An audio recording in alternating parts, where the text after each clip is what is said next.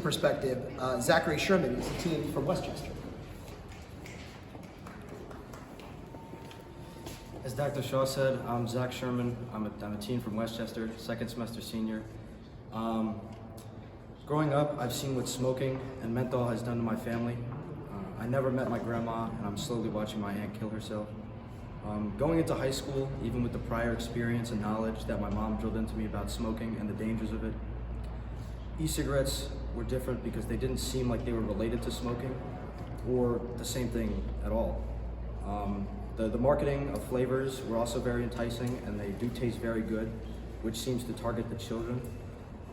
Menthol nicotine products branded as ice tastes like what chewing mint gum would taste like. It gives you like a cold sensation in the back of your throat that helps soothe the cough reflex, which is basically the only initial deterrent from vaping or using e-cigarettes, which is all very deceiving.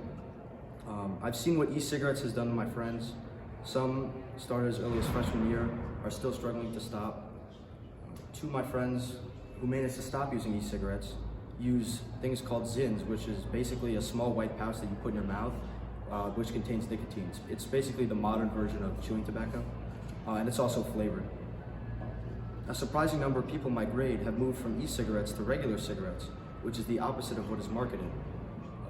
Quick story, I went to after prom, and the second I got there, I saw a bunch of people outside, and I walked up, and a lot of them were smoking just regular cigarettes, and I was very confused because that's just not something that you would normally see, which is very surprising. Another problem is these flavored products are available everywhere. Even though they're banned in New York State, they're still very easy to get. I could walk into a regular deli or bodega or gas station and just get whatever I want right now. So it's just very easy to get, and it's an enforcement issue. I've been very hesitant to speak out against this. When I looked around, I saw a lot of my friends have been addicted to nicotine, and that it is a serious problem that is not going away unless we do something. That's why I'm here, to support the governor's call to end all flavored tobacco products. Thank you. I've seen classmates vape on the morning school bus, in locker rooms, and even in between classes. Students have even bragged about vaping in class, disguising it as a quick cough. Personally, I've been offered a flavored vape on several occasions. How do kids my age even acquire these so easily? The answer is simple. Kids are able to purchase them with the cash in their phone case. Most kids, like me, can buy a $3.99 vape product with their lunch money. Adults should understand this impacts more kids than they realize.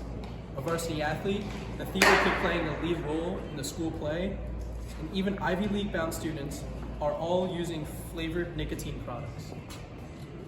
It's not just confined to suburban schools like the one I go to, it's happening all across New York State. Friends in urban schools and kids in rural schools all use menthol and other flavor-based nicotine products. Last year, I served as an intern for State Senator Jim Gorin's office. Senator Gorin taught me that it is important that kids speak out on issues that directly affect them. And that is why we should stand to increase the price of the state cigarette tax and the governor's proposal to ban all flavored tobacco products which are preferred by children. Thank you.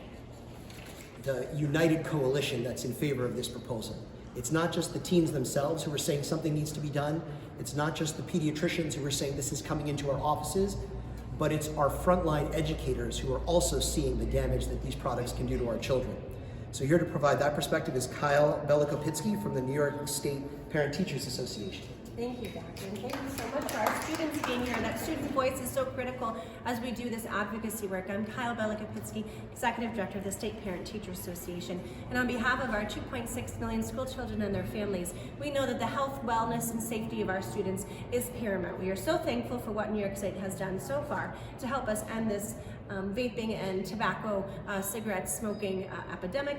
Unfortunately, we have to continue to do that work. Our work is not done. So we are thankful to Governor Hochul that she is continuing to focus on the banning of flavored menthol. What we know is that, as unfortunately these statistics show, flavored tobacco is still accessible to our youth and teens.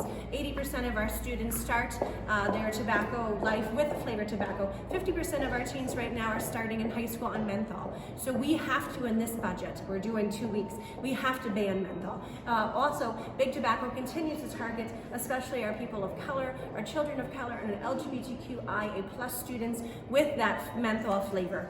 Know that this is PTA's continuing priority to ensure that our children continue to remain safe and healthful. It is New York's job to protect our children, and we really call on the legislature to do what's right in this budget. And we're very thankful to work with many of our partners in this work. Thank you so much.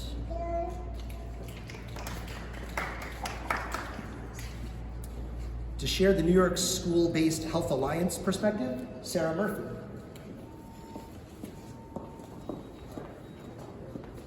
Hello all, thank you very much. I'm Sarah Murphy. I'm Executive Director of the New York School-Based Health Alliance.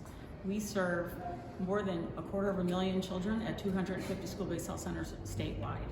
This is where schools and healthcare meet, so this is particularly poignant for us to talk about this. We strongly support the governor's proposal for a tobacco-free generation. We cannot allow the tobacco industry to continue to prey upon children as their next users using flavored tobacco products, including menthol. The communities we serve are predominantly people of color and immigrants, and what we see in these communities is a staggering number of asthma cases, so much so that the Department of Health has multiple measures directly for school-based health centers measuring asthma issues. We also support the increase of the cigarette tax by $1. It's been over a decade since that has occurred, and we need to make this less available to children, as some of these former students have said. These proposals are about prevention. They're about saving lives, and school-based health centers are all about prevention, preventative care. So we very much support this proposal. We want to thank the Coalition for this opportunity to speak on this topic. Thank you.